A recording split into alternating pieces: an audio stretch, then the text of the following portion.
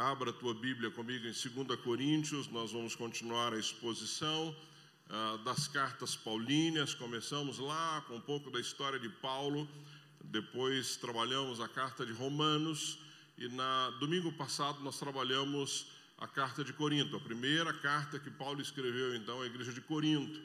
Eu creio que quem esteve aqui ou pôde assistir pela internet pôde apreciar essa carta, uma carta que Paulo escreve a uma igreja problemática, uma igreja que estava enfrentando uma série de desafios, e Paulo vai, a cada capítulo dessa carta, a cada versículo dessa carta, orientando o povo.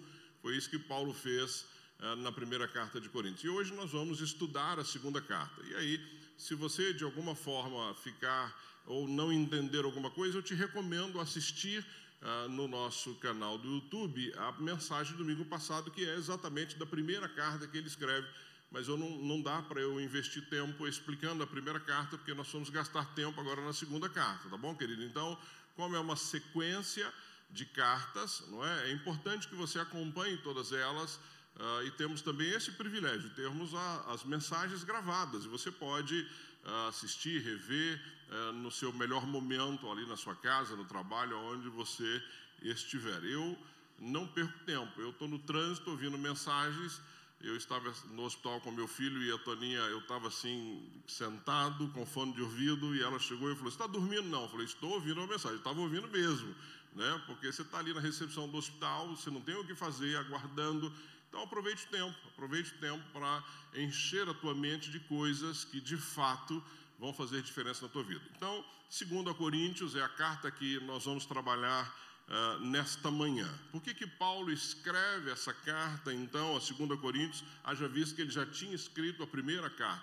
Dizem que o intervalo entre uma carta e outra não é um intervalo grande, ele não demorou muito tempo para escrever essa segunda carta. Ele devia estar em Filipos ou em Tessalônica. Lembre-se que na primeira carta Paulo está em Éfeso, ele escreve para a igreja de Corinto a partir da cidade de Éfeso. Aqui não, ele já saiu, ele ficou em Éfeso um período, ele já sai de Éfeso, ficou em Éfeso aproximadamente 3 anos, então ele já está ali, talvez em Filipe ou Tessalônica, já continuando a sua viagem, quando então ele escreve esta carta para a igreja de Corinto. Qual é a motivação? Por que ele escreve essa carta? Algumas coisas estavam acontecendo ali, Paulo precisava orientar a igreja, como sempre. Uma delas é que em Éfeso passavam falsos apóstolos, e esses falsos apóstolos estavam chegando em Corinto e eram recebidos pela igreja de Corinto. Então Paulo, um dos motivos da segunda carta que Paulo escreve é exatamente para falar para aquele povo sobre esses falsos apóstolos que estavam ali naquele momento na cidade de Corinto, sendo recebido pela igreja. E a igreja, claro, sem uma orientação clara, estava recebendo esses falsos apóstolos. Outra coisa que Paulo escreve nessa carta é para fazer uma defesa pessoal do seu apostolado, porque esses falsos apóstolos estavam falando algumas coisas de Paulo e, naturalmente, ele precisava se defender. Então, também é uma carta que ele defende o seu apostolado. E ele trata nessa carta alguns temas muito sensíveis. Ele trata nessa carta a restauração, por exemplo, daquele faltoso, daquele homem que havia adulterado ali com a sua madrasta. Lembrem-se disso, lá em 1 Coríntios, no capítulo 5, ele trata desse tema, um tema delicado para a igreja, que ele fala sobre a imoralidade. Vocês vão lembrar, domingo passado eu tratei exaustivamente sobre isso, que a igreja, ao invés de repreender, ao invés de disciplinar aquele jovem, a igreja se ficou olhando à distância e até se vangloriando de que não se envolve na vida uns dos outros. Então Paulo escreve esta carta, por quê? Porque aquele homem havia se arrependido, de fato ele se arrependeu, e vocês vão ver que aqui nessa carta Paulo então ensina a igreja, orienta a igreja de como tratar este irmão arrependido. Paulo também nessa carta fala exaustivamente sobre o sofrimento que ele havia passado, né? A gente vai ver isso, ele abre o coração dele sobre os sofrimentos que ele havia já vivenciado. Fala sobre a nova aliança, ele vai falar sobre espinho na carne, que é um tema que muitos de nós aqui crescemos no Evangelho ouvindo sobre o espinho na carne de Paulo. É uma carta bastante interessante. Ele vai falar sobre ofertas, o porquê dessa oferta, que ele estava recolhendo oferta. Então, ele tem vários temas que ele aborda nessa segunda carta que ele escreve aos Coríntios. Eu não consigo abordar todos os versículos, vou tentar abordar os temas e dar um panorama para você, uma aplicação disso. Por isso é que eu insisto para que você leia. Eu pedi que a igreja lesse antes em casa, e se você puder, leia depois e acompanhe por aí. Então vamos lá pensar um pouco no que Paulo escreve a esses amados ali da cidade de Corinto. A primeira coisa que ele fala é sobre um Deus consolador, partindo do pressuposto daquilo que ele havia vivido e daquilo que os cristãos, tanto naquela época quanto nos dias de hoje, podem viver, e esse Deus é o Deus que nos consola. Ele começa a carta falando desse Deus consolador. Se você observar aí no verso 8 do capítulo 1, veja comigo o que ele diz no verso 8 do capítulo 1, ele vai falar sobre isso. Ele diz assim: irmãos, e eu estou lendo aqui na versão NVI, vai estar para você também na tela.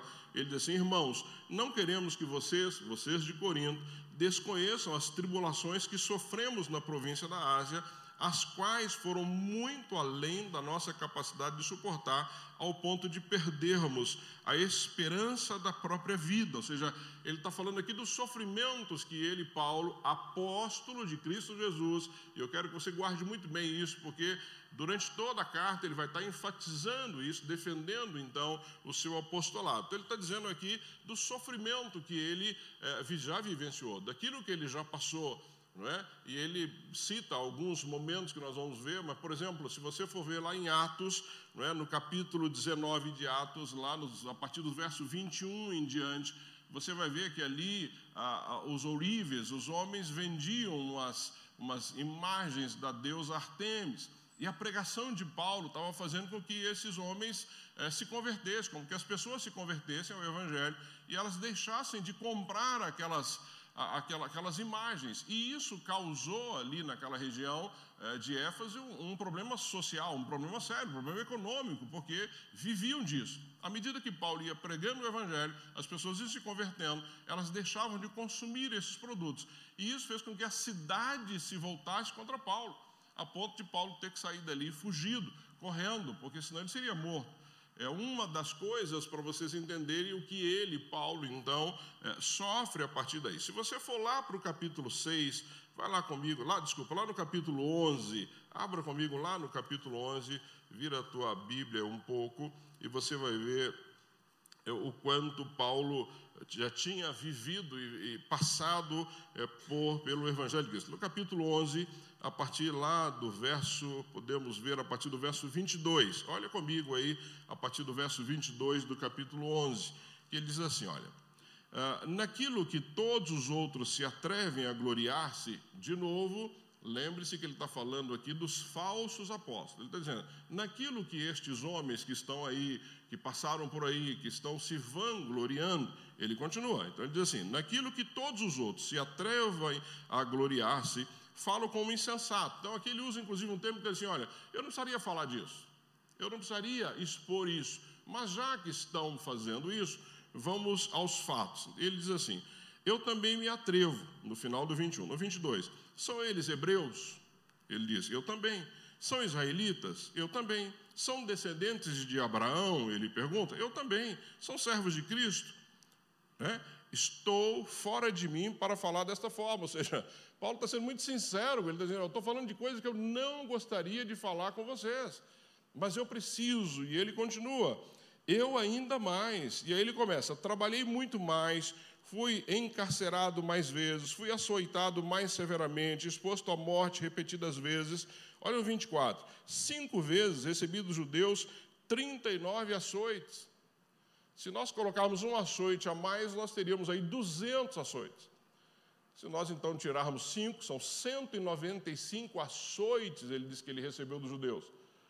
195 açoites. Eu não sei se vocês sabem que esse açoite é algo muito que machuca muito, porque as pontas tem metal, não é um açoite, tomou ali um açoitezinho, não, são 195 açoites que marcam o corpo da pessoa. E ele continua, 3 vezes fui golpeado, e no 25, com varas. E essas varas eram um castigo romano duríssimo, talvez mais duro do que os açoites. Ele diz, olha, 3 vezes eu fui golpeado com vara, não é, pelos romanos. E ele continua: uma vez apedrejado, 3 vezes sofri naufrágio, passei uma noite e um dia exposto à fúria do mar, estive continuamente viajando de uma parte a outra, enfrentei perigos nos rios, perigos de assaltantes, perigos dos meus compatriotas, perigos dos gentios, perigos nas cidades, perigos no deserto, perigos no mar, perigos dos falsos irmãos, trabalhei arduamente, muitas vezes fiquei sem dormir, passei fome e sede, e muitas vezes fiquei em jejum, suportei frio e nudez. Além disso, enfrento diariamente uma pressão interior a saber, a minha preocupação com todas as igrejas. Então, Paulo está dizendo para eles assim: olha, esses homens que estão passando aí em Corinto, que estão se vangloriando de que são apóstolos de Jesus, talvez contando um pouquinho de sofrimento, eu vou contar o meu para vocês. Eu vou contar o que eu já passei até então, para vocês entenderem que eu sou um apóstolo de Jesus e sofro por ele.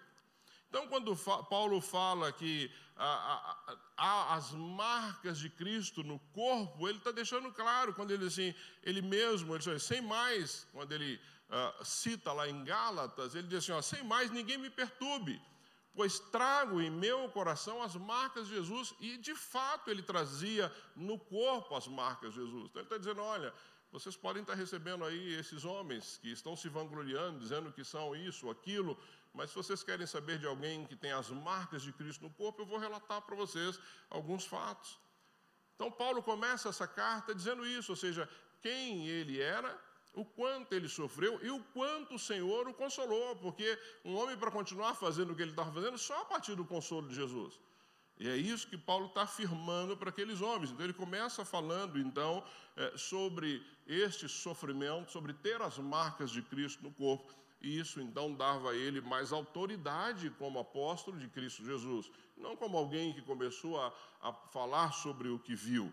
Segundo ponto, que é muito interessante aí, que nós podemos pensar juntos nessa carta, é Paulo descrevendo como estava o coração dele. E uma das coisas que eu gostei muito nisso foi Paulo mostrando, então, a sua sensibilidade, o quanto ele estava sensível com tudo isso que estava acontecendo. Preste atenção comigo aí no capítulo 2, no verso 4. Olha o que ele diz no 2, 4. Ele diz assim, olha, 2, 4. Pois eu lhes escrevi com grande aflição e angústia de coração, e com muitas lágrimas, não para entristecê-los, mas para que soubessem como é profundo o meu amor por vocês. Olha que declaração linda. Lembrem-se que eu falei domingo passado que a igreja de Corinto foi a igreja que mais deu trabalho para Paulo, mas também a que ele mais amou. Aqui fica claro o amor que ele tem por essa igreja. Ele diz, olha, eu escrevi para vocês com grande aflição, com grande angústia no meu coração, mas eu queria que vocês soubessem o quanto eu amo vocês. O quanto vocês são importantes na minha caminhada cristã.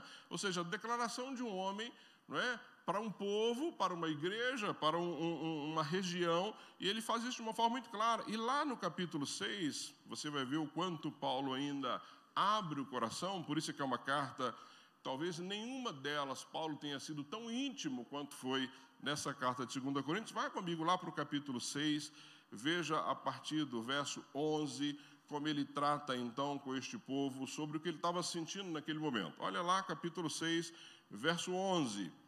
Ele diz assim, olha, falamos abertamente a vocês, coríntios, e lhes abrimos todo o nosso coração. Ele está afirmando isso de novo. Não estamos limitando o nosso afeto, mas vocês estão limitando o afeto que tem por nós. Eles dizem, olha, não há limite no meu amor por vocês, mas vocês não estão me amando da mesma forma, vocês não estão demonstrando o mesmo carinho por mim, em consequência do que estavam vivendo. E ele continua no 13, numa justa compensação, falo como a meus filhos, abram também o coração para nós. Ele diz, olha, eu falo como se fosse de pai para filho.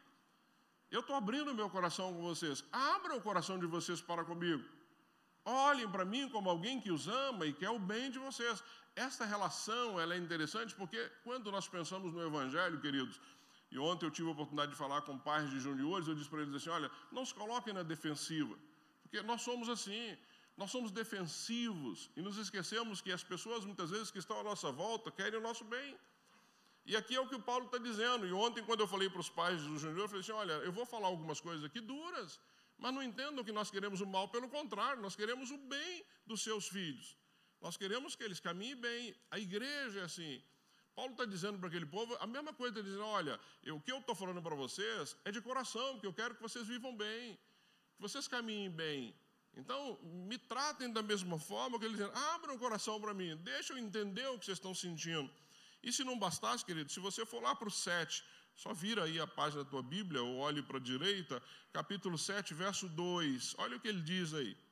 Concedam-nos lugar no coração de vocês. Paulo está pedindo para que a igreja de Corinto ame. É o clamor de alguém que entende essa relação com o Senhor. Ele diz assim, olha, concedam-nos lugar no coração de vocês. A ninguém prejudicamos. Ele então se justifica. A ninguém causamos dano, a ninguém exploramos. Não digo isso para condená-los. Já lhes disse que vocês estão em nosso coração, para juntos morrermos ou vivermos. Tenho grande confiança em vocês e de vocês tenho muito orgulho. Sinto-me bastante encorajado. Minha alegria transborda em todas as tribulações. Paulo dizendo, olha, eu nunca prejudiquei ninguém. Eu não fiz mal contra ninguém dessa igreja. Mas eu amo vocês e eu quero que vocês vivam bem. Então, queridos, essa é a relação que nós temos que ter como corpo de Cristo.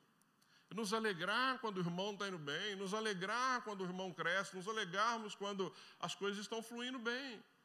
E não ficarmos armados aqui como o povo de Corinto estava com Paulo. Não ficarmos armados quando ouvirmos, às vezes, uma exortação e falarmos, não é comigo. Nós só vamos melhorar quando reconhecemos que precisamos melhorar. Nós só vamos avançar quando entendemos que quem está à nossa volta quer o nosso bem como nós queremos o bem da outra pessoa. Então, esta carta mostra um lado aqui de Paulo que poucas vezes nós vimos. E poucas vezes vocês vão ver nas demais cartas. Mas ele escancara o coração dele para a igreja de Corinto. Ele escancara o coração dele. Então, esse é o segundo ponto que nós podemos aproveitar aí nesta carta e pensarmos na nossa vida. Como é que está a nossa relação? Como é que nós estamos vivendo como igreja, como família, como comunidade? Como é que nós estamos recebendo quando alguém diz alguma coisa, ou quando nós dizemos alguma coisa, porque é necessário, é essa troca. Terceira situação que nós podemos pensar nessa carta, juntos dos tópicos que Paulo escreve, é sobre o perdão daquele faltoso, que é o que eu disse na abertura da mensagem. Paulo mostra para a igreja que a igreja é um lugar de restauração, e é um lugar de restauração. Eu já disse para vocês que eu vejo a igreja como um grande hospital. Como é que funciona o hospital? Aqueles que estão enfermos, que chegam no hospital, estão ali aguardando para um tratamento. Alguns já são atendidos e são medicados. Outros já estão próximos a receber alta. Outros já receberam alta. E esse processo, esse ciclo, ele se mantém, ele continua, ele vai ocorrer sempre. Então, aqui hoje, nós temos pessoas que estão sendo medicadas, nós temos pessoas que estão na UTI, nós temos pessoas que estão prestes a receber alta, nós temos pessoas que já receberam alta. Assim é uma igreja. Igreja é um lugar de restauração, igreja é um lugar de amparo, igreja é um lugar de gente pecadora, de tudo que você pode imaginar. Não é? É assim que é uma igreja. E eu já disse aqui várias vezes, louvado seja Deus que é um lugar de de pessoas que se arrependeram da vida que estavam levando e decidiram viver uma vida como discípulos de Jesus. O próprio Paulo passou por isso, quando ele tem um encontro com Jesus. E ele muda a sua vida. E arcou com as consequências dessa mudança, arcou com aquilo que ainda veio junto com a sua mudança de vida. Porque Paulo, quando se converte, ele parou de ter todo aquele aparato que ele tinha em volta dele e passou a ser alguém que sofria por Cristo, que era apedrejado, escorraçado, levando varada, chibatada e assim por diante. Então, ele traz uma orientação aqui para a igreja que eu quero pensar com você agora nesse sentido. Olha lá a partir do capítulo 2, dos versos 5 em diante. Então, lembrem-se, queridos, que quando uma pessoa, ela comete uma falha, um pecado, ela é disciplinada. Mas quando ela se arrepende, não é? Ela tem que ser restaurada. São duas situações, nós não podemos disciplinar e deixar a pessoa. E lembre-se, quando Paulo diz, entregue o corpo a Satanás, não é para deixar a pessoa jogada, é para cuidar dessa pessoa, é para que haja arrependimento, é para que essa pessoa possa voltar para a família. Quando um filho comete alguma coisa na sua casa, você não põe ele para fora, você cuida, não é? Você leva esse filho ou essa filha a entender o erro do que fez, se arrepender daquilo e voltar para o convívio da família. Ninguém abandona alguém da família, pelo contrário, você cuida.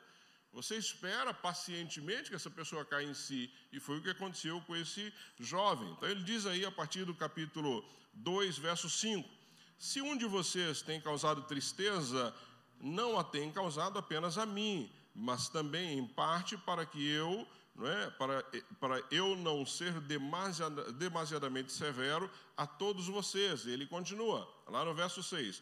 A punição, e ele está falando do rapaz, a punição que lhe foi imposta pela maioria é suficiente. A maioria decidiu, então, pela punição, como ele orientou lá. Não é? Agora, ao contrário, vocês devem perdoar-lhes. Ele está dizendo, olha, ele se arrependeu. Então, ele foi punido, ok, isso é bíblico. Ele se arrependeu, perdoa-o. É o que ele está dizendo, perdoa-lhes e consola-lo, para que ele não seja dominado por excessiva tristeza. Olha que interessante, ele está dizendo, além de perdoar, tem que consolar, tem que trazer para perto, tem que cuidar, tem que andar juntos. E ele continua no verso 8, portanto, eu lhes recomendo que reafirmem o amor que tem por ele, falem do amor que tem por ele. Ó, meu irmão, ó, minha irmã, de fato, você teve uma dificuldade, mas nós te amamos.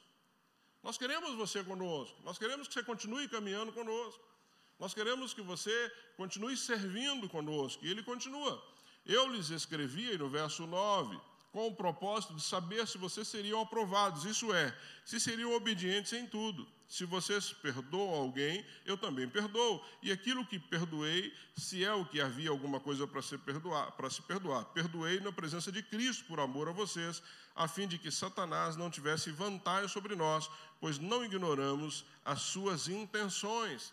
Então, a orientação dele, 3 aspectos que nós vamos observar aí, né, para fechar essa parte da restauração. Primeiro, 3 verdades. O perdão traz conforto e libertação da tristeza, está aí no verso 7. Perdão traz conforto e libertação da tristeza. Uma pessoa perdoada, queridos, a tristeza vai embora, ela se sente revigorada de novo, ela quer ajudar, ela quer participar, ela quer estar junto. Então, por isso é que é necessário o perdão. A segunda coisa que nós temos que observar aí na orientação de Paulo, o amor deve ser ministrado àquele que se arrependeu, se volta para Deus. Então, nós vamos demonstrar o amor a essa pessoa. Não adianta uma pessoa se arrepender, não é? Voltar ao nosso convívio e ela não receber demonstrações de amor. E amor não é só falar não, amados. Amor é demonstrar isso. Expressão de amor é quando você abraça alguém, é quando você convida para tomar um café, é quando você pergunta como essa pessoa está, é quando você insere essa pessoa de novo na comunhão, é quando você se importa com essa pessoa, é quando você manda uma mensagem, olha, está tudo bem, como é que você está? Está melhor, não é? Como é que estão as lutas? Isso é amor, e é isso que Paulo está dizendo aqui, olha, não adianta vocês só terem perdoado esse rapaz, vocês precisam amar, precisam demonstrar isso. E o terceiro aspecto a ser observado aí no perdão é que a restauração deve ser uma atitude coletiva de toda a igreja, Porque se a punição, se a disciplina é de toda a igreja, a restauração também é de toda a igreja. Não pode ser algo de um grupinho ou algo individualizado. Então, Paulo aí, nessa carta, orienta um pouco. E essa orientação serve para mim e para você nos dias de hoje. Mesma coisa tem que servir para mim e para você nos dias de hoje, trabalharmos nesse sentido. Então, queridos, pensem nisso. Perdoado precisa ser restaurado, precisa ser amado, ele precisa entender isso na caminhada. Próximo aspecto que Paulo trata nessa carta de uma forma muito interessante, fala sobre a nova aliança. Está aí, a partir do capítulo 3, nós vamos pensar juntos nisso. Olha lá no capítulo 3, verso 5. 3, verso 5. Ele diz aí no 3, verso 5. Vamos ler comigo na NVI, pode ler comigo na tela. O que diz aí nos versos 3, no capítulo 3, verso 5? Não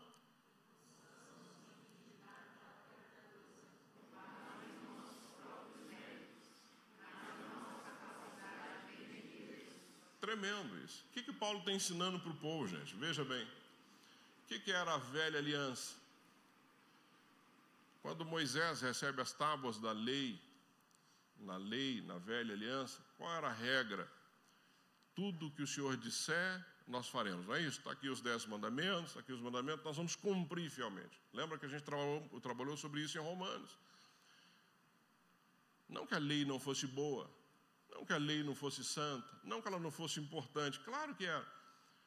Mas alguém conseguia cumprir a lei? Não. Então, quando esses homens dizem assim, olha, tudo que o Senhor disser na antiga aliança, tudo que o Senhor disser, nós faremos. Fizeram? Não fizeram. Não é porque não queriam fazer, não é porque não tentaram fazer, é porque faltava poder para fazer. Poder de quem? Poder do Espírito Santo para cumprir aquilo. Então, a velha aliança era isso. A velha aliança, tudo dependia do homem, porque você tinha que cumprir a lei. E a nova aliança, que é o que Paulo está ensinando aqui ao povo de Corinto, tudo depende de Deus, nada depende de você. Essa é a diferença da antiga aliança para a nova aliança. A antiga aliança dependia de você. A nova aliança não depende de você, depende de Deus. E é isso que ele está ensinando para o povo aqui. É por isso que ele diz aí, de uma forma muito clara, no capítulo 3, verso 5, ele diz assim, não que possamos reivindicar qualquer coisa com base nos nossos próprios méritos. Ele diz, olha, não adianta nós tentarmos reivindicar nada por aquilo que nós fizemos ou pela nossa capacidade. Mas a nossa capacidade vem de Deus. Ele diz, a capacidade de viver uma vida santa vem de Deus. A capacidade de obedecer vem de Deus. A capacidade de alegrar o coração do próprio Deus vem de Deus, não de nós mesmos, porque por nós não podemos fazer nada. É isso que ele está dizendo. E alguns aspectos que nós precisamos observar nisso.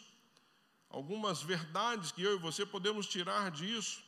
Verdades aí interessantes sobre a nova aliança. Veja aí comigo no verso 14 do capítulo 2, aí pertinho para facilitar para você. Verso 14 do capítulo 2. Primeira coisa que ele vai falar. Ele fala sobre um otimismo indestrutível. O Hernandes Dias Lopes usa esse termo. Um otimismo indestrutível. O que significa isso? Olha comigo no verso 14 aí do capítulo 2. Ele diz assim, mas a graça de Deus, que sempre nos conduz vitoriosamente em Cristo por nosso intermédio, exala em todo lugar a fragrância do seu conhecimento. O que ele está dizendo? Por que é o otimismo indestrutível? Mas a graça de Deus, ele diz assim, apesar das chibatadas, mas a graça de Deus. Apesar das prisões, mas a graça de Deus. Apesar de fugir das cidades por causa do Evangelho, a graça de Deus está lá. Em cada chibatada, a graça de Deus. Então, Paulo está dizendo que essa graça de Deus é que nos faz ter um otimismo indestrutível. Ele está dizendo, não importa o que aconteça com a sua vida, mas a graça de Deus te basta. É isso que ele está dizendo. É isso que tem que ser na minha vida e na sua vida. Pastor, mas eu estou sofrendo muito. Eu sei. O sofrimento faz parte da nossa vida. Ele não prometeu que nós não teríamos sofrimento nessa terra. Nós estamos vendo aqui talvez o maior dos apóstolos. O homem que mais influenciou a igreja depois de Cristo, mostrando sofrimentos que nenhum de nós nem sonhou em passar. Nós não levamos uma chibatada por Cristo. Eu tenho certeza que você nunca foi escorraçado de um lugar por causa da palavra. Talvez alguém vire aí o rosto para você, faça uma careta ou coisa ou outra, mas é o mínimo. Mas ele está dizendo, olha, esta graça tem que fazer com que eu e você tenhamos um otimismo indestrutível. Depois ele fala sobre um sucesso constante. É interessante isso, sucesso constante. Está aí no próprio capítulo 2, no verso 14 ainda. Mas a graça de Deus que sempre nos conduz de que forma? Vitoriosamente. Sucesso. Você quer ser bem sucedido na vida? Graça de Deus. Nova aliança vai fazer com que você seja sempre alguém vitorioso. Você sempre será alguém que vai poder contar com esta vitória do Senhor. Mas a vitória, pastor, eu não fui curado. A vitória não é essa. Ah, mas eu não troquei de carro. Não é essa a vitória que ele está dizendo. A vitória é sobre o pecado. É a vitória de uma vida santa na presença do Senhor. É a vitória na alegria, apesar das lutas. É a vitória de poder caminhar neste mundo caído, falido, sabendo para onde você vai. Essa é a vitória. Essa é a vitória que eu e você temos. Porque as outras, amados, é conquista do nosso trabalho. Se você vai trocar de carro ou não, é porque você trabalhou para isso, né? Você vai ter uma casa menor ou maior, porque você produziu para isso. Não tem nada de errado nisso. Mas não é essa a vitória que o Senhor nos promete. Isso é bônus que Ele nos permite. Isso é cafuné que Deus permite que a gente tenha. Mas a verdadeira vitória para mim e para você foi Cristo ter vindo, morreu na cruz no nosso lugar e nos deu salvação, vida eterna. Nós sabemos para onde vamos. Se morrer hoje, você sabe para onde vai. Essa é a maior vitória que nós podemos ter. Essa é a vitória que a nova aliança trouxe quando a antiga aliança dependia de mim e eu não conseguia cumprir. Hoje não, Cristo veio, morreu na cruz no meu lugar e me deu vitória sobre a morte. Essa é a maior vitória que eu e você podemos ter. A terceira verdade aí que nós podemos pensar é o impacto inesquecível. Olha aí no verso 15 do capítulo 2, o que ele diz aí no verso 15? Ele diz assim: porque para Deus somos o aroma de Cristo, que entre os que estão sendo salvos e os que estão perecendo. Sabe por que impacto inesquecível? Eu cheguei aqui hoje, uma irmã que estava me recepcionando lá na porta, disse assim: pastor, cada abraço que eu dou aqui é um perfume diferente, gostoso. Esse é o impacto. Dá para você não notar um perfume quando você encontra alguém? Você não sabe nem quanto custa o perfume, pode ter sido um perfume baratinho, mas causa um impacto. O que ele está dizendo é que a nova aliança, ela traz e causa esse impacto, porque é o aroma de Cristo naqueles que estão sendo salvos. Então, amados, você foi salvo, você vai causar um impacto na vida de alguém. É esse perfume gostoso que chega para as pessoas. É isso. Então, aonde você chega, né, salvo por Cristo, vivendo a nova aliança, esse teu aroma, o aroma de Cristo que exala a partir de você, tem que chegar na vida das pessoas. É isso que Paulo está ensinando aqui para esse povo. E o último aspecto que ele coloca aí, o penúltimo, ele fala sobre integridade irrefutável. Como isso tem pego hoje na nossa vida. Olha o verso 17, quando ele fala ainda da nova aliança. Verso 17, ele diz assim: ao contrário de muitos, quem? Os falsos apóstolos. Ele está dizendo, ao contrário de muitos, não negociamos a palavra de Deus, visando lucro, antes em Cristo, falamos diante de Deus com sinceridade, como homens enviados por Deus. Qual é a integridade aí irrefutável? Não negociar a palavra de Deus. Não negociar. Você é crente, amados. Na tua vida tem que ser sim, sim, não, não. Tem que ser verdade ou mentira. A sua palavra tem que ter valor. A sua conduta tem que ser ilibada. A sua postura tem que ser de discípulo de Jesus. Porque você vive essa palavra. Eu e você vivemos essa palavra. Então essa palavra aqui não pode ser negociada em lugar nenhum, de forma nenhuma, em nenhuma circunstância. É isso que Paulo está dizendo. Então isso tem que ser uma verdade das nossas vidas. Para Paulo custou chibatada, para Paulo custou varada, para Paulo custou prisão, para Paulo custou tudo isso aqui que eu li aqui para você há alguns minutos atrás.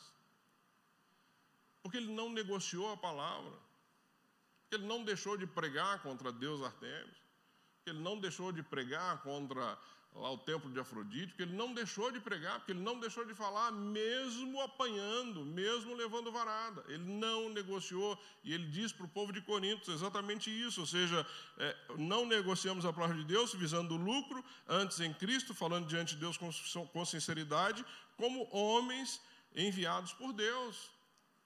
Não pregar a palavra por dinheiro. Olha o que nós estamos vendo aí hoje. Infelizmente, no nosso país, virou um mercado. Temos visto um mercado. Essa palavra tem sido vendida de várias formas. E as pessoas estão comprando. E é grátis, é de graça, é graça. Você não precisa pagar nada por isso. Absolutamente. O Senhor já pagou na cruz do Calvário, no meu lugar, no seu lugar. Nós não teríamos a mínima condição de pagar, amados. Mas estão vendendo. Essa semana eu li uma matéria sobre pastores que foram presos aí, num esquema de milhões e milhões e milhões, prometendo resultado, prometendo dividendos de... Eu não consigo nem falar os termos que eles usaram, de bilhões, trilhões, quadrilhões, algo assim, que só pessoas que não têm a mínima noção conseguem acreditar nisso.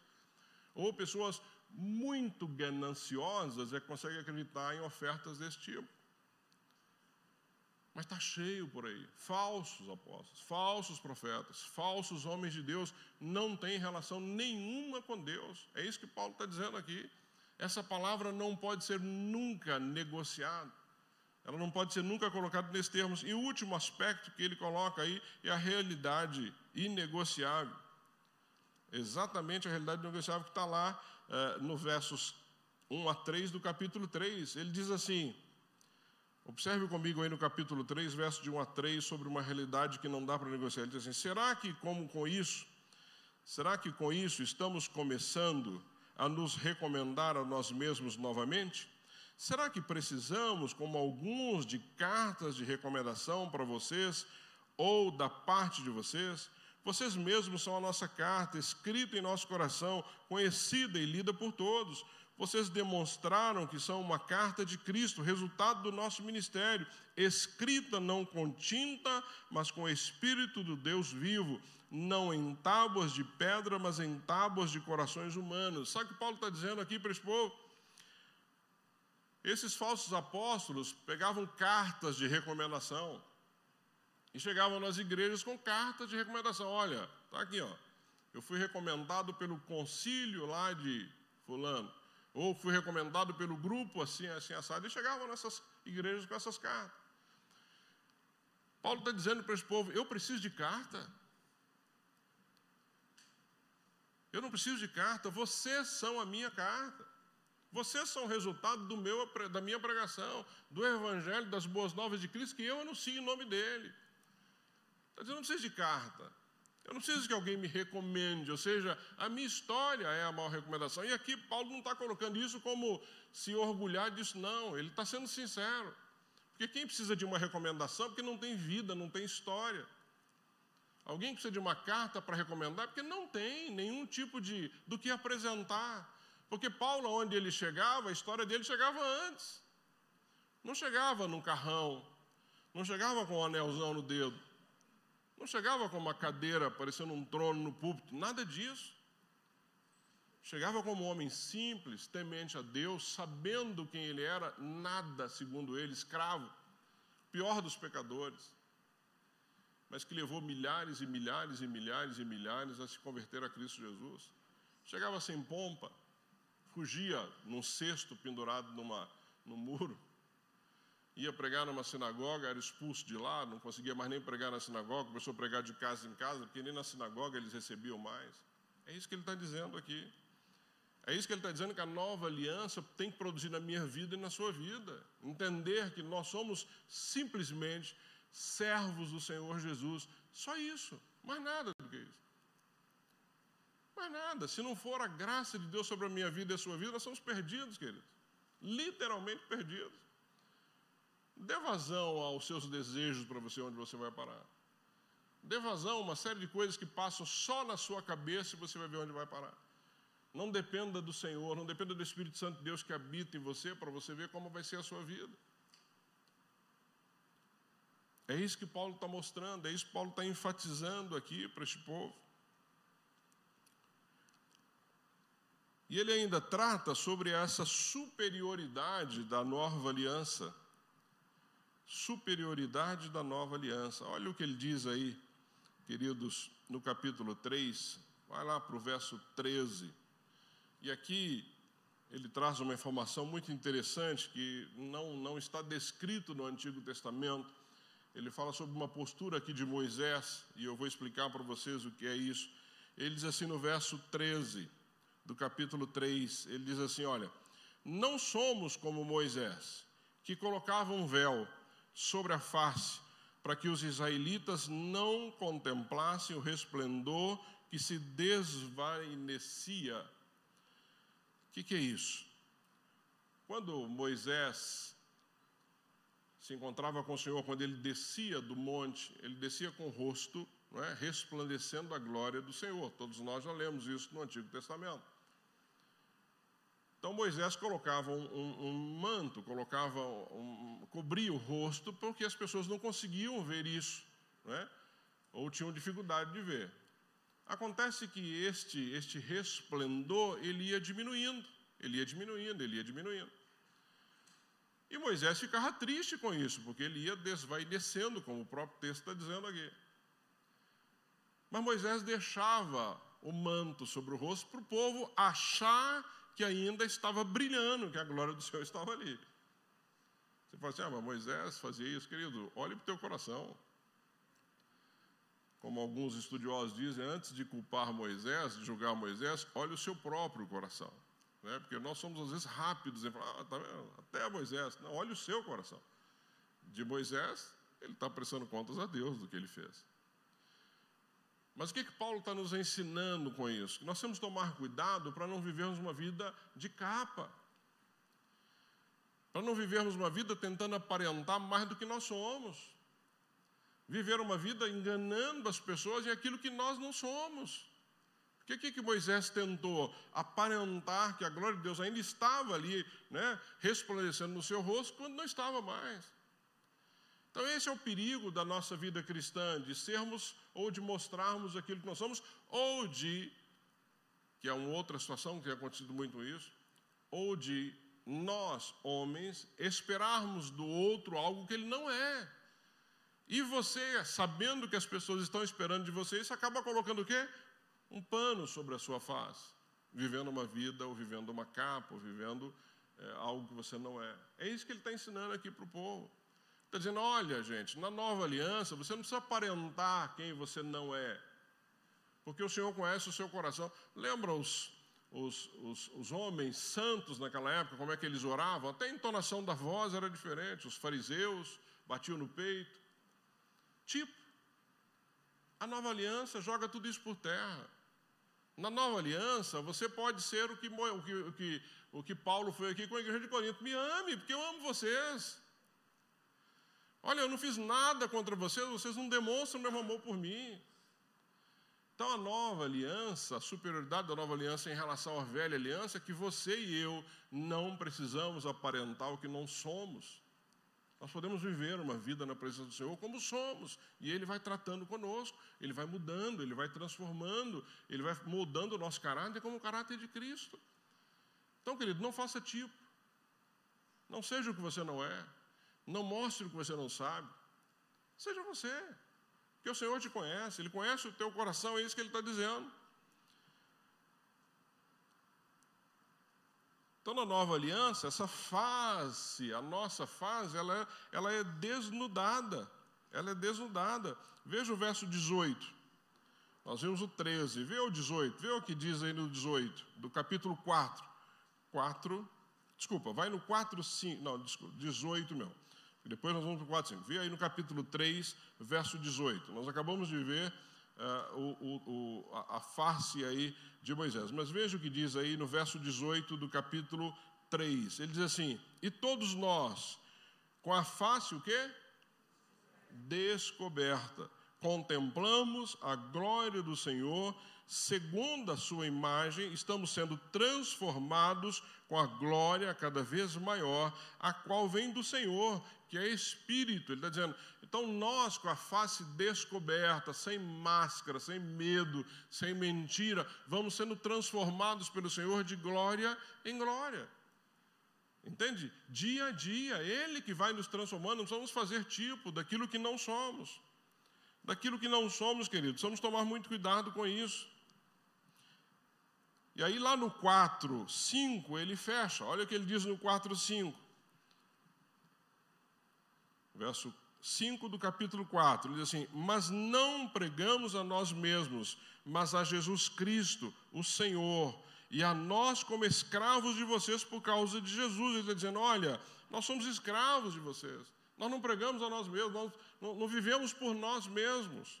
É isso que ele está enfatizando aí com relação a poder viver de uma forma transparente, sem medo, sem receio, sem ficar fazendo tipo daquilo que você não é. Então, queridos, tome cuidado para você não viver uma vida, não é, que você não sustenta.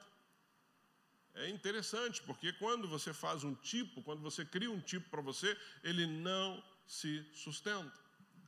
Em algum momento você é envergonhado, em algum momento você é desmascarado. É igual ao pecado. Pessoas que estão vivendo uma vida em pecado, elas podem até achar que isso vai ficar escondido até o momento que aquilo é desmascarado. E aí você sofre, faz todo mundo sofrer.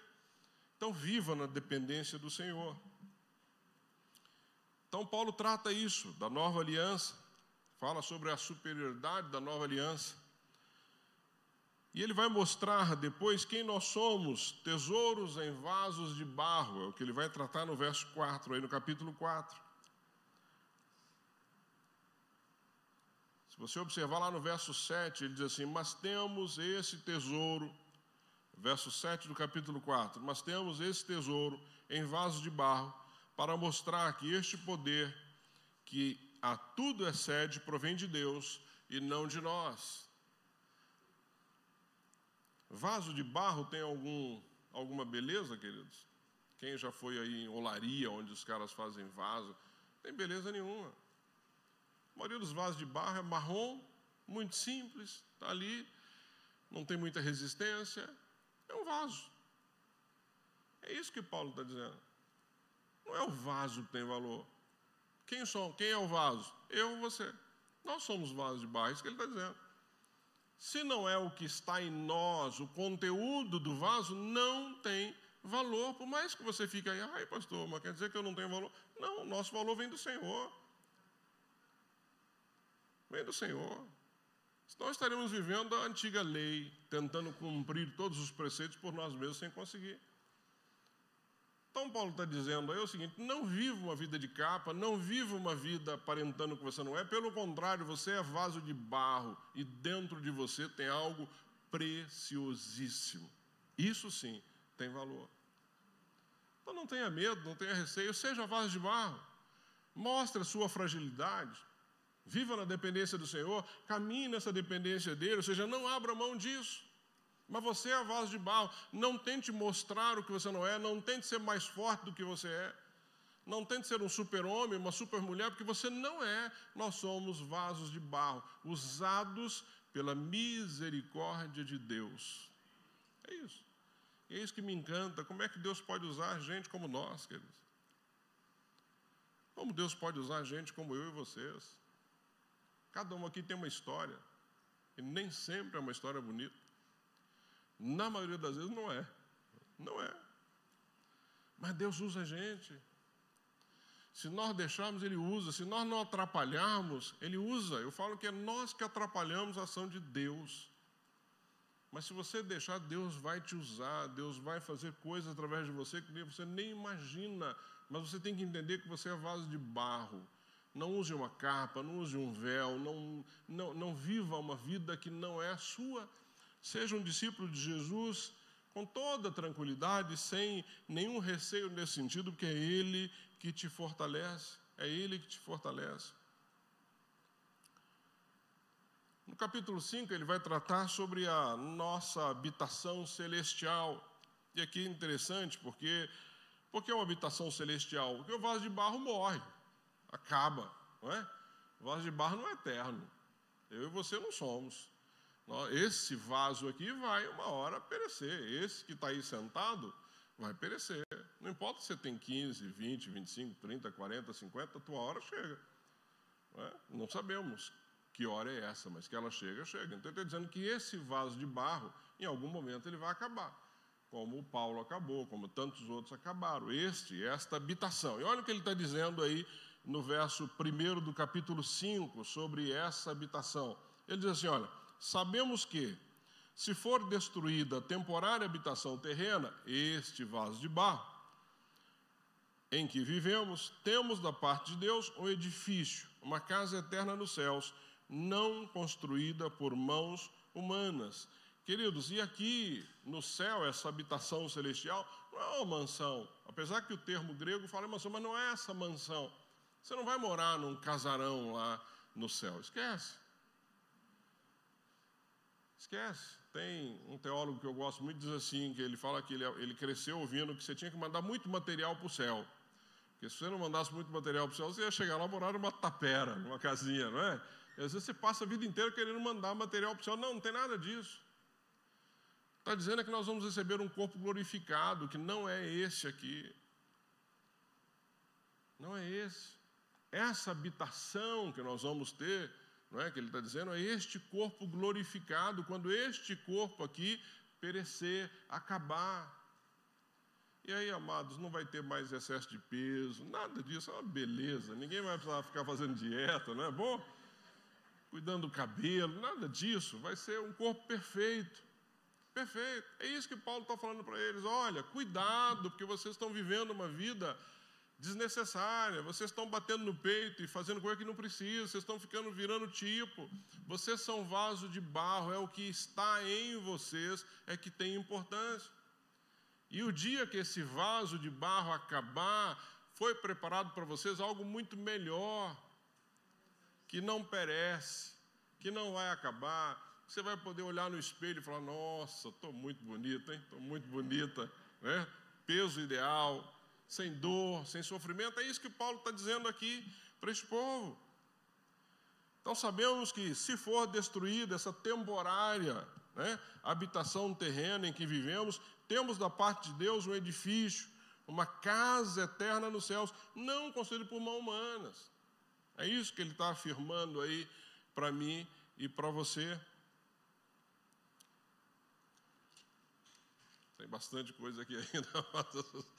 Vamos lá, eu vou tentar ir até onde eu puder, se não der, a gente continua no próximo domingo, tá bom, queridos? Mas eu acho que é importante o que nós estamos fazendo aqui e não dá para a gente passar correndo. Eu acho que estudar a palavra é algo fundamental para nós, para a nossa vida, então é interessante a gente investir tempo nisso. O próximo ponto que Paulo fala, ele fala sobre a doutrina da reconciliação. Isso é fundamental, isso é importante, que eu e você entendamos isso de uma forma muito clara. Não é? Ele fala sobre o que é essa doutrina, o que é essa reconciliação, o que Deus graciosamente nos permite. E por que hoje nós podemos ser chamados filhos? Por que hoje nós podemos abrir o coração para Ele? Por que hoje nós podemos orar com a convicção de que Ele está nos ouvindo? Por que hoje temos o Espírito Santo de Deus que habita em nós? Isso está na doutrina da reconciliação. Se você observar a partir do verso 18 do capítulo 5, veja o que está aí, depois eu vou tentar pontuar com você alguns desses versículos. Ele diz assim, a partir do verso 18 do capítulo 5, tudo isso provém de Deus, que nos Tudo isso provém de Deus, que nos reconciliou consigo mesmo por meio de Cristo e nos deu o ministério da reconciliação, ou seja, que Deus em Cristo estava reconciliando consigo o mundo, não levando em conta os pecados dos homens, e nos confiou a mensagem da reconciliação. Portanto, no verso 20, somos embaixadores de Cristo, como se Deus estivesse fazendo o seu apelo por nosso intermédio. Por amor de Cristo, lhe suplicamos, reconciliem-se com Deus. Deus, continua lá, tornou o pecado, e aí ele finaliza, por nós, aquele que não tinha pecado, para que nele nos tornássemos justiça de Deus. O que Paulo está ensinando aqui, então, para este povo, quando nós falamos da reconciliação? Algumas verdades que ele expõe aqui, que é importante que a gente possa pensar sobre isso. Primeiro, a necessidade da reconciliação, está aí no verso 19. Então ele diz assim, tudo isso provém de Deus. Então lembre-se da antiga lei e da nova lei. A antiga lei, tudo dependia de mim. Nova lei, tudo depende do Senhor. É o que ele diz aí novamente. Diz assim, olha, tudo isso provém de Deus. Então vem de Deus para mim e para você, que nos reconciliou consigo mesmo por meio de Cristo e nos deu o ministério da reconciliação. No 19, ou seja, que Deus em Cristo estava reconciliando consigo mesmo o mundo, não levando em conta os pecados, é o que ele está dizendo, dos homens.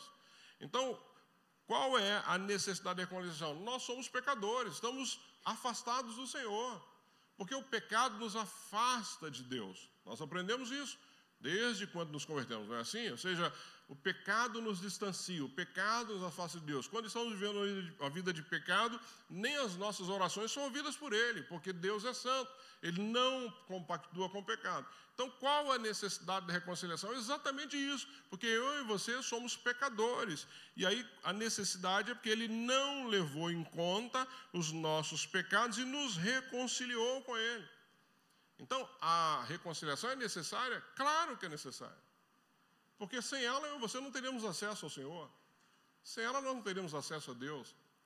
Sem ela nós poderíamos orar e orar e orar e as nossas orações não seriam ouvidas pelo Senhor. Então, o primeiro aspecto que você tem que entender, que Paulo está ensinando para esse povo, é que a reconciliação, ela foi e é necessária para que nós possamos ter acesso a Deus. Então, eu e você temos acesso a Deus por causa dessa reconciliação. O segundo aspecto a ser considerado aí é quem é o autor da reconciliação. Isso, para mim, amados, é algo fantástico. Quebra na minha vida, na sua vida, barreiras que nós temos em vários aspectos. Ele diz assim, tudo isso provém de Deus que nos reconciliou consigo mesmo por meio de Cristo. Quando você faz algo contra alguém. Então, eu estou aqui, eu fiz alguma coisa contra o Sidney, contra o Marcelo. Eu o ofendi de alguma forma. Eu tenho que ir lá e falar assim, Marcelo, me perdoa porque eu te ofendi. Esse é o processo natural, não é? O ofensor vai até o ofendido e pede perdão. O que Paulo está ensinando aqui para esse povo em Corinto e que ensina para mim e para vocês? Foi o Senhor Deus, o ofendido, aquele que não precisava, que tomou a iniciativa de ir na nossa direção e nos reconciliar com Ele. Olha que impressionante, queridos. Olha o Deus que nós servimos. Um Deus que nos ama a tal ponto de Ele foi ofendido por nós, porque pecamos contra Ele. Ele vai na minha direção e na sua direção e se reconcilia conosco. É isso que está dizendo aqui no verso 18. Tudo isso provém de Deus que nos reconciliou consigo mesmo por meio de Cristo. Ou seja, Ele tomou a iniciativa de mandar Cristo morrer na cruz. E morreu na cruz pelo meu pecado, pelo seu pecado, para que nós fôssemos reconciliados com Ele. Então, qual a necessidade da reconciliação? Entender que é um Deus tão bom, tão amoroso, que nos ama tanto, que tomou a iniciativa de nos aproximar de novo com Ele, sendo nós pecadores. É isso que Paulo está ensinando para mim e para você, ensinando para o povo de Corinto. Tremendo. E aí você fica, não vou pedir perdão para fulano, porque me ofendeu muito. Não é assim? Não sabe o que eu sofri?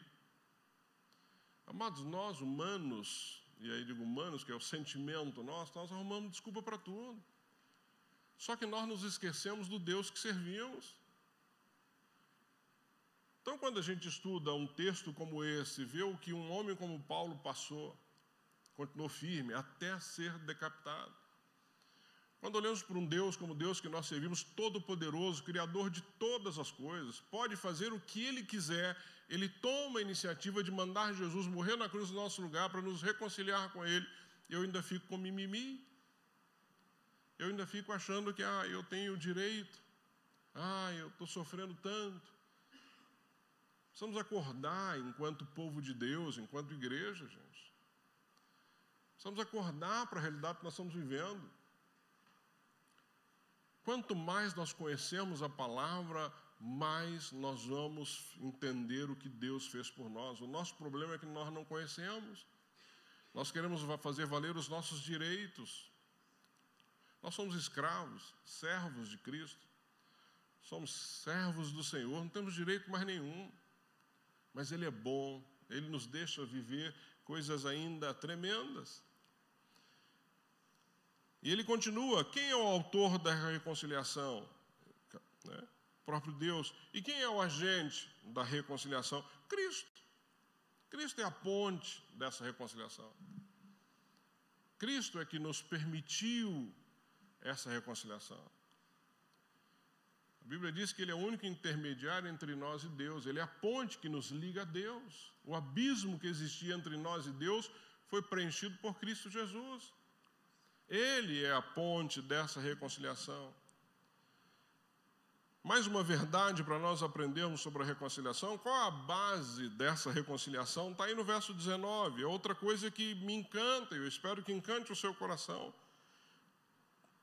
No verso 19, a base dessa reconciliação diz assim: ou seja, que Deus em Cristo estava reconciliando consigo mesmo o mundo, né, a ponte. E olha o que diz aí na frase seguinte, que para mim é tremenda: não levando em conta os pecados. Em algumas versões diz assim: não imputando, não imputar, não colocando isso na tua conta, não colocando para você o custo disso. Não imputando, né? O que é imputar, amado? É responsabilizar, é colocar na conta, é colocar lá na sua conta poupança ou qualquer coisa, um débito gigante que você não teria como supri-lo. É isso que ele está dizendo, ou seja, a base da reconciliação é que aquilo que nós deveríamos sofrer, ele não imputa em nós, ele não nos responsabiliza, ele toma para ele leva sobre ele. Não é? 1 Pedro 2,24 diz assim: Ele mesmo que em Cristo levou em seu corpo os nossos pecados sobre o madeiro, ou seja, aquilo que estava imputado a mim e a você, Ele coloca no madeiro, lá na cruz do Calvário, no meu lugar e no seu lugar. Esse é o Deus que nós servimos. É por isso que nós somos reconciliados com Ele. Colossenses, no capítulo 2, verso 14, diz assim: e cancelou a escrita de dívida. O que é a escrita de dívida? A nossa dívida. Nós tínhamos uma escrita de dívida, nós tínhamos uma confissão, nós tínhamos algo que nos condenava, e ele diz exatamente isso, ou seja, ele cancelou a escrita de dívida que consistia em ordenanças e que nos era contrária, e ele termina dizendo lá em Colossenses: ele removeu, pregando-a na cruz. Essa é a base da reconciliação. Cristo fez isso por mim e por você. Deus nos amou a este ponto. A este ponto. E aí, por último, na reconciliação, tem a oferta da reconciliação. Porque, amados, de novo, o Senhor não faz nada que para em nós. É isso que você precisa entender. Ele não faz as coisas da forma que faz para parar em você. Você não é a cereja do bolo. Entende? É a partir de você, Ele faz contigo para que outros possam conhecê-lo e assim por diante. Então é por isso que eu insisto deste púlpito todo domingo: abra a sua boca, pregue a palavra, fale de Jesus, leve outros a conhecê-lo, porque é o que ele diz aí na oferta da reconciliação. Olha o que ele diz no verso 19: ou seja, que Deus em Cristo estava reconciliando consigo mesmo o mundo, não levando em conta os pecados dos homens. E olha a sequência: e nos confiou o quê? Leiam comigo. Pronto. E olha o 20, se você ainda não entendeu. Portanto, pode ler?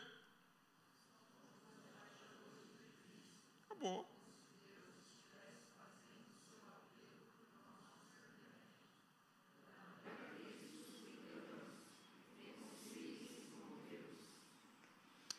O que ele está dizendo aí, amados? Eu fui reconciliado, eu entendi a reconciliação, eu tenho acesso a Deus, Cristo é essa ponte. O que eu tenho que fazer? Agora eu vou descansar, agora eu estou tranquilo, não é? Agora eu estou em paz, estou salvo, tenho acesso a Deus, vou viver a minha vida cristã, tudo bonitinho, tudo joinha, não vou fazer nada que contraria a Deus, vou ficar quietinho no meu canto, vou entrar numa caverna e vou ficar lá como alguns fazem. Não, é isso que ele está ensinando, é o contrário disso. Eu fui reconciliado, eu entendi isso, eu sou embaixador, eu sou ministro. Eu sou alguém que vai levar essa reconciliação àquele que ainda não tem, porque muitos não têm, muitos estão longe do Senhor. Então é isso, nós somos ministros da reconciliação. O Hernandes diz assim, que se você na igreja não está em ministério nenhum, pastor, eu não sei o que eu vou fazer. estou lá na igreja, mas não tenho ministério nenhum. Você é ministro da reconciliação. Já tem um. Leve a reconciliação àquele que não tem. Pregue para as pessoas. Porque é o que o texto está dizendo. Nós somos ministros da reconciliação. Amado, isso aconteceu com você. Você quer um testemunho melhor do que aconteceu com você ou você não tem um testemunho para dar? Eu creio que tem. Porque o que a gente fala para as pessoas? Você vai falar daquilo que é bom, do que aconteceu contigo. Minha vida era assim. Olha quem sou hoje. E vou te dizer, meu irmão, quanto pior você era, melhor o teu testemunho hoje. Se você era aí um tranqueira, melhor ainda, porque você pode mostrar que você não é mais um tranqueira, que agora você é um servo de Cristo. Se você era bonzinho, melhorou. Está melhor agora. Você tem sempre o que testemunhar. Então faça isso, ou seja, nós temos esse ministério da reconciliação, é isso que ele nos manda fazer, somos embaixadores de Cristo. Embaixadores de Cristo. Capítulo 6 não precisamos tratar, porque já foi tratado, é sobre o sofrimento de Paulo, sobre o amor dele para a igreja, aí no capítulo 7, não é necessário tratarmos disso, porque isso já foi tratado, tá bom? E depois você lê em casa. No 8, ele incentiva a contribuição. Aqui é um ponto importante que eu quero fechar com vocês sobre isso. O que Paulo fala aí sobre a oferta que ele estava, então, arrecadando para os crentes da Judéia? 2 panos de fundo para você entender o porquê que Paulo estava falando dessa oferta. Lá em Atos 18:2, você vai ver quando Áquila e Priscila estão voltando da Itália, esse é um dos motivos. Se você pode colocar na tela para mim, Atos 18:2, diz assim, ali, Paulo encontrou um judeu chamado Áquila, natural do Ponto, que havia chegado recentemente da Itália com Priscila, sua mulher, pois Cláudio, o imperador Cláudio, havia ordenado que todos os judeus saíssem de Roma, ou seja, os judeus tinham sido expulsos de Roma. Isso havia acontecido há um tempo atrás. E eles estavam voltando agora de novo para Roma e não tinham recurso. Então, quando Paulo fala aqui aos irmãos de Corinto sobre essa contribuição, era uma contribuição para ajudar esses irmãos que estavam voltando. Judeus que tinham sido dispersos, estavam voltando agora para casa e eles não tinham como sobreviver, a não ser com a ajuda da igreja. Um outro aspecto dessa contribuição que ele pede está lá em Gálatas, no capítulo 2, verso 10, quando ele é reconhecido como apóstolo pelos demais irmãos naquela época, ele assume um compromisso. Olhe comigo lá em Gálatas 2:10, ele diz assim, somente pediram, quem? Os demais apóstolos, somente pediram que nos lembrássemos dos pobres, o que me esforcei para fazer. Então, Paulo, quando então fala aqui para o povo de Corinto, sobre essa necessidade da oferta, é exatamente para ajudar os judeus que estavam voltando e também para ajudar os pobres, porque, afinal de contas, uma igreja funciona dessa forma. Se nós não olharmos para os necessitados, que igreja somos? Se nós não ajudarmos quem está passando por necessidade, seja os da casa ou os de fora, não somos uma igreja de fato. A igreja tem que ter essa veia solidária com aqueles que estão passando por necessidade. E só lembrando, nós ainda temos aqui embaixo o nosso mercadinho. Se você precisar de alguma coisa, passe lá no mercadinho. Para quem é novo na nossa igreja, nós temos aqui embaixo uma sala com bastante alimento, que é aberto para os da casa e também para os de fora. Eu tenho aqui os meus, como o Silvio Santos falava, eu tenho os meus fregueses aqui. Quem vem aqui na igreja sabe que eu tenho vários. Eles chamam ali fora, eu saio, eles contam a história, todos eles têm uma história. Alguns querem contar a mesma história toda semana. Eu falo, semana passada você já me falou sobre isso, Então, tenta mudar pelo menos a história, mas a gente tem abençoado o povo aqui, viu, gente? Graças a Deus, tem sido um testemunho aqui para essa vizinhança. Ninguém vem nessa porta aqui sem sair com alimento, sem sair daqui com alimento, sem sair com uma bênção, sem sair com uma palavra. Todos prometem voltar, é sempre assim. Vou vir no culto, viu, pastor? Tá bom, você é sempre bem-vindo. Ninguém vem, Eles não passam aqui para vir no culto, eles passam porque sabem que tem alimento, mas é papel da igreja, nós temos que fazer isso, O dia que não tem, não tem. Esses dias eu dei um tênis para alguém deixou um tênis aí, e aqui, amado, você deixou coisa aqui, se você não me avisar, vai para doação. Às vezes com as blusas bonitas, mas vai tudo para quem passar aí na rua, então você fica esperto, porque passou, levou, passou aí, e eu doei um tênis, e aí veio um outro, falou, o senhor não tem um tênis, porque eles comentam um com o outro. Eu falei, não tem, rapaz. Esses dias Veio outro e falou assim, pastor, o senhor não tem um par de meia? Eu falei, não tenho um par de meia. Eu falei, eu tenho comida, você precisa de arroz, feijão, macarrão, a gente tem aí, mas roupa não. Até porque roupa é difícil, tem tamanho, tem uma série de coisas, eu prefiro não ter aí. Mas a gente tem ajudado o povo que passa nessa rua. É isso que Paulo está dizendo aqui, que é o pano de fundo. E ele cita aí alguns aspectos dessa oferta que eu quero compartilhar com vocês. Aí veja no capítulo 8, verso 1, ele diz assim, agora irmãos, então, entendendo tudo isso, ele diz assim, agora irmãos, queremos que vocês tomem conhecimento da graça que Deus concedeu às igrejas da Macedônia, no meio da mais severa tribulação, a grande alegria e a extrema pobreza deles transbordaram em rica generosidade, pois dou testemunho de que eles deram tudo quanto podiam e até além do que podiam. Por iniciativa própria, eles nos suplicaram insistentemente o privilégio de participar da assistência aos santos. Olha que coisa linda. Paulo está contando para eles sobre essa história da contribuição. Então, algumas coisas rápidas aqui que Paulo deixa claro. Primeiro, ele diz, aí, se você pegar no verso 1, ele diz assim, agora, irmãos, queremos que vocês tomem conhecimento da graça que Deus concedeu às igrejas. Ou seja, Paulo diz aqui que contribuir é graça. O que é graça? É favor imerecido. Ele está dizendo, Deus dá a você o favor de você contribuir. Aí muda tudo o que a gente pensa com relação a isso. Ele está dizendo que quando você traz uma oferta, quando você entrega o seu dízimo, que é o mesmo princípio, é Deus te dando o favor de fazer isso. Não é obrigação. Não é obrigação. Ele fala da alegria, e ele vai dizer isso, ou seja, que é algo que tem que trazer alegria ao nosso coração.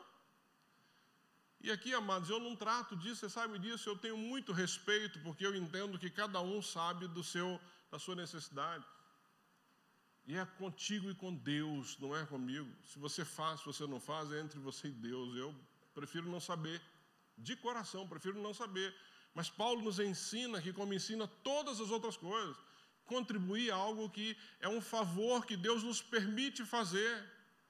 É isso que ele está dizendo, ou seja, é algo que não está ligado à circunstância, é algo que tem que ir além das circunstâncias, porque ele está dizendo aqui que eles estavam vivendo no meio da mais severa tribulação, e mesmo assim pediram para ofertar. Ah, pastor, eu não posso dizimar nem ofertar, porque eu estou passando numa luta. Não vai fazer nunca, mano. Não vai fazer nunca. Se você for esperar as coisas ficarem tranquilinhas, não vai fazer, esquece. A igreja aqui está dizendo isso. Paulo está dizendo, olha, eles estavam passando uma tribulação, uma luta, e eles pediram para ajudar. É isso. Então, a contribuição, a ajuda não é pela circunstância.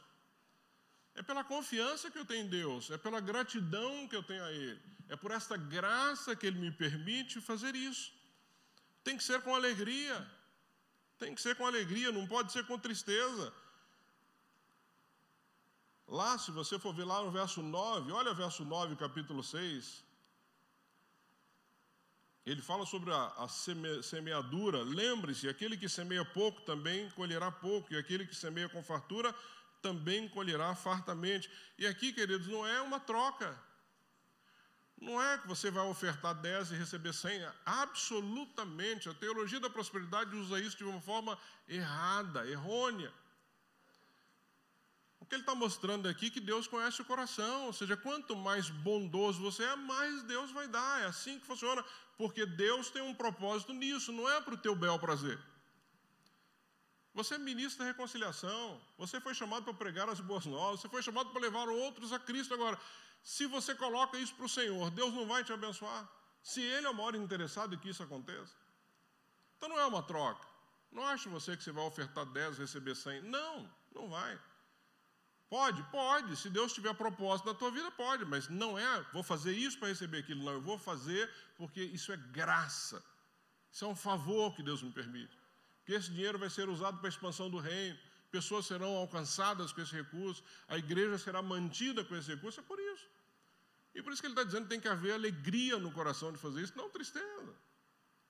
Deus não precisa do seu dinheiro nem do meu dinheiro. Nunca precisou e não vai precisar, queridos. Deus não precisa de um centavo seu nem meu. Nada. Nada. Nada. Ele pode sustentar essa igreja aqui sem entrar um centavo do seu bolso ou do meu bolso. Mas o que Paulo está ensinando aqui é que ele nos ele vê isso como graça, como um favor que Deus nos permite para fazer. Ele fala que tem que ser a medida das suas posses. Também não faça loucura. Para quê? Faça de acordo com o que você pode. Deus sabe o que você pode.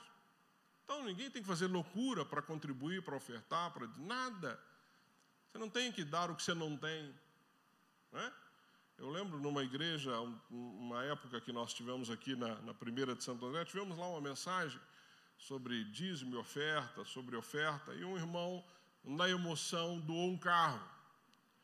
E aí nós conversamos, eu lembro que eu conversei com o pastor Edson, ele falou assim, não faz nada, deixa quietinho aí, porque isso você vai ver o que acontece. Não deu outro. Na semana o irmão veio todo arrependido. Está aqui, meu irmão, leva teu carro embora. Não é? Não tem que fazer nada da emoção. Faça aquilo que está no teu coração, que vai te dar paz, alegria, que não vai te fazer ficar a semana inteira, ai meu Deus, e agora? Eu doei lá meu sapato, agora não tem sapato para calçar. Você precisa doar seu sapato, irmão.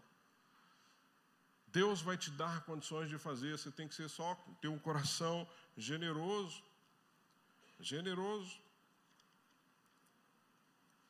Então semeie com generosidade, não tenha receio. E aí, dos capítulos 9 e 11, Paulo continua defendendo o seu apostolado. Depois você pode ler com mais tranquilidade. É só mais uma defesa dele. Ele vai dizer o que ele já passou, o que ele já viveu, defendendo, então, o seu apostolado. Lá no capítulo 11, ele fala sobre a preocupação com a fidelidade dos crentes lá de 1 de Coríntios.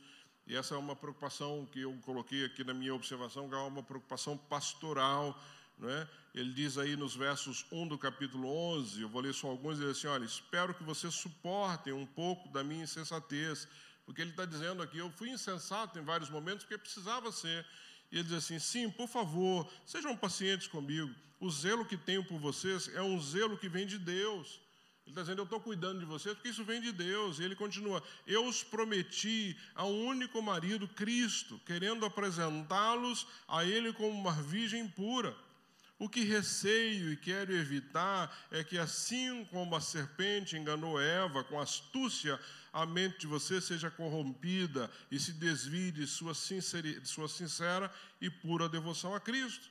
E ele continua falando sobre isso, que é o que ele quer que a igreja de Corinto viva. Por isso, as coisas que ele falou, da forma que ele falou.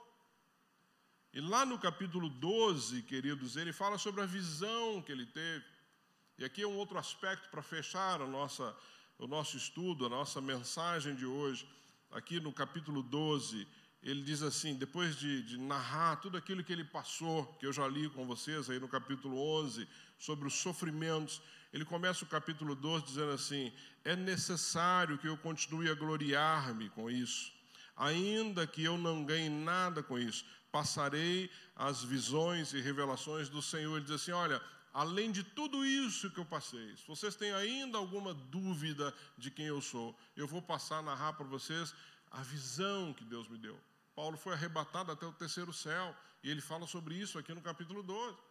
E ele fala isso constrangido, ele fala constrangido, ou seja, ele está dizendo, eu não queria estar falando dessas coisas, mas vocês me obrigaram a narrar essas coisas. E então ele vai narrando isso no capítulo 12, e lá, depois você pode ler com calma na sua casa, e lá no verso 7 do capítulo 12, ele coloca o famoso espinho na carne, que a gente tanto ouve falar. Ele diz aí no verso 7 do capítulo 12, ele diz assim, ó, para impedir que eu me exaltasse por causa da grandeza dessas revelações, está dizendo, para impedir que eu me sentisse alguém, depois do que Deus revelou para mim, depois de onde Ele me levou, depois do que eu vi, depois do que eu ouvi, ele diz aí, para impedir que eu me exaltasse por causa da grandeza dessas revelações, foi-me dado um espinho na carne, um mensageiro de Satanás, para me atormentar. Ele está dizendo assim, olha, para eu não achar que eu sou alguém, Deus colocou um espinho na carne, para eu lembrar todos os dias, toda hora, que é Ele, que a graça dEle me basta.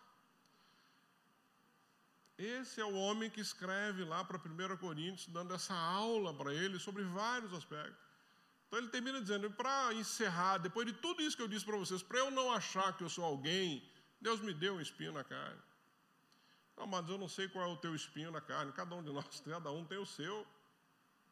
Mas é para você lembrar quem você é, vaso de barro. para você lembrar que é o conteúdo que está em você que vale alguma coisa, não você. Não é que você não tem valor, claro que você tem valor, porque Cristo morreu na cruz por mim e por você. Nós temos muito valor para Deus. O que nós não podemos é achar que nós somos os bons. Não é achar que Deus me trata como especial. Não, Deus não tem filho especial. Todos são especiais para Deus. Aqueles que ainda não o conhecem são especiais para Ele. Por isso é que nós precisamos sermos ministros da reconciliação. E aí lá no verso 11 do capítulo 12, ele vai falar sobre os superapóstolos, para encerrar. Fui insensato, ele diz aí no verso 11 do capítulo 12, mas vocês me obrigaram a isso. Olha só que interessante. Falei tudo isso, mas vocês me obrigaram a isso. Eu devia ser recomendado por vocês, pois em nada sou inferior, ao termo que ele usa, aos superapóstolos, embora eu não seja, eu nada seja. As marcas de um apóstolo, sinais, maravilhas e milagres, foram demonstradas entre vocês com grande perseverança, em que vocês foram inferiores às outras igrejas, exceto no fato de eu nunca ter sido um peso para vocês. Perdoe-me essa ofensa. E aqui Paulo ainda dá uma cutucada, porque Paulo deixou de ser sustentado pela igreja de Corinto e precisou ser mantido por outras igrejas. Por isso que ele está falando, nunca fui um peso para vocês. Nem me sustentar, vocês me sustentaram. E eu não sou um super apóstolo, mas as marcas no meu corpo, as marcas do meu ministério, as marcas de quem eu sou, está aí demonstrado entre vocês. É isso que eu precisava nessa carta. Ele encerra lá nas saudações finais, ele diz assim, sem mais irmãos, lá no verso 11 do capítulo 13, ele diz assim, sem mais irmãos, despeço-me de vocês. Procurem aperfeiçoar-se, exortem-se mutualmente, tenham um só pensamento, vivam em paz, e o Deus de amor e paz estará com vocês. Saúdem uns aos outros com beijo santo. Todos os santos lhe enviam saudações. A graça do Senhor Jesus Cristo, o amor de Deus, a comunhão do Espírito Santo, sejam com todos vocês. Amém. E ele encerra a carta. É isso que Paulo escreve aos irmãos de Corinto e que eu espero que tenha sido útil para você nesse domingo pela manhã e que você possa pensar nessa carta durante toda essa semana. Amém, queridos? Vamos orar. Deus, obrigado, Pai, obrigado por Tua palavra, obrigado pela exposição de 1 Coríntios, obrigado, Deus, porque a exposição dessa segunda carta de Paulo aos Coríntios, obrigado porque o Senhor é um Deus que nos permite, nos dá o privilégio, Deus, de poder ter acesso às Escrituras de uma forma tão linda como aconteceu nessa manhã. Obrigado que o Senhor falou, eu tenho certeza disso. Obrigado porque esta palavra, Deus, ela vai entrar nos nossos corações, ela vai permanecer, ela vai nos fazer meditar durante a semana. E nós queremos continuar aprendendo do Senhor, Pai. Faça de cada um aqui embaixador do Senhor, faça de cada um aqui ministro da reconciliação, faça de cada um aqui, Deus, um homem, uma mulher perdoador, acolhedor, que possa demonstrar o amor por aquele que se arrependeu, que possa amar, Deus, aquele que cometeu pecados, mas que nós possamos continuar, Senhor, caminhando como uma grande família, como um povo que se importa de fato uns com os outros, que demonstra esse amor, Deus, um ao outro na caminhada. Ajuda-nos, Pai, ajuda-nos a continuar entendendo essas cartas que Paulo escreve às igrejas há mais de 2000 anos atrás e que são tão atuais para nós nos dias de hoje. Ajuda-nos, Pai, a ter paciência no aprendizado da Tua Palavra. Ajuda-nos a ter desejo de aprender mais e mais a Tua Palavra. Ajuda-nos, Pai, a ter desejo de ter momentos a sós com o Senhor durante a semana, de poder abrir o coração, de poder ler a Tua Palavra, de poder chorar na Tua presença, de poder perceber o Teu cuidado sobre as nossas vidas. Queremos, Pai, que isso seja algo do nosso dia a dia, que não seja uma ocasião especial, mas que o nosso relacionamento com o Senhor seja diário, seja durante todo o tempo, seja, Pai, de uma forma agradável. É assim que eu oro e te agradeço, em nome de Jesus. Amém. Amém.